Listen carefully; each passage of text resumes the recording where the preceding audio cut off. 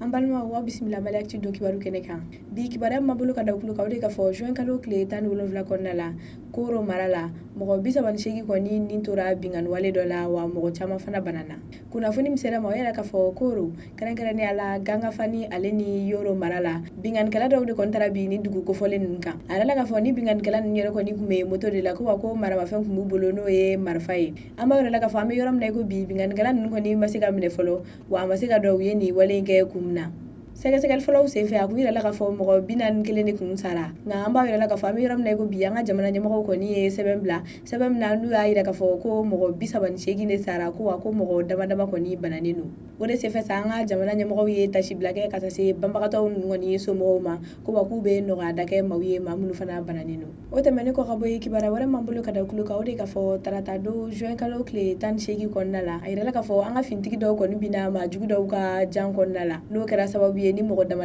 ko ni torula kuna furi misira ma wera ka fo gosi nalebe bagi malam marala anga fintigi do uga lakana hukumu konna la ugo ni bina ma jugu do ka jan konna la tarata don klegan fe ayra la ka fo ni wala ngo ni gara sababu ni finitigi do ko ni torala nga amba wera la ka fo ambe yoram ne ko bi fintigi wera ko ni bla ka ta de me do ni mogo ko folin ma albi lakana bali hukumu konna la amba wera la ka fo anga jamana nyamo no e Ibrahim Boubacar Keita e ale kon tale bo subam dakawiye lulu bora bingan wale dola ala mametin kusebe ayra ka fo ko jamana kon fleni chuga am nay ko bi ko marama fen ko ni kene ni ala marfa ko mangaye mo gore shibolo ni mo konte jamana fintigi ore sababu la sa aka kuma la ayra ka fo ko marfa no ko ni yera mo bulo ko ne de yi bangadi ka soro e konte fintigi foi ko nyangini be sigi ga e ka kani nyangini mi wote mene ko gabe kibara wala mambulo ka dokulu ka ode ka fo duaza ye tama fembulla ko ni ayra ka fo ko lubena ta kli sababara blala no be damne juin kalo kli tan wolonfla konnala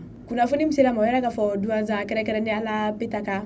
juin kalo kli tan woro konnala bingan gala dawde kontara bi tama mobli flaka ni ga tunnu konna mo yi ni wala ni sefe duaza tama fembulla ko ni ga nyamo ulu e kuma la sigi ga unyonche muna ya ayra ka fo ko lu kon bita kli sababara blala no be damne juin kalo kli tan wolonfla konnala kuna fun kuncela amaro la ka fo tenedu mo duru ni tora bingan wali dola bayangara marala ina fo ayda ba kala matogomna abe wakati damado kon bo anga jamana chama bulu ko ni nyagamni do ko sebe o dugu la mo ko ni be nyani sugu bela o de kala sababu sa sobamda no be sanga marala ale ko ni bingan wali ko fe no kala sababu ni mo chama ko ni torola amba la ka fo juin kalo kle tan woro kon nala nega kay tan wolo vla wakati bingan gala do tarabi dugambo dugula mo ko no ni bayangara kon che kilometri duru nyogonay ayra la ka fo ko do sofinde kon kumbe bingan kala na ko marfa fana ko ni kumbu bulu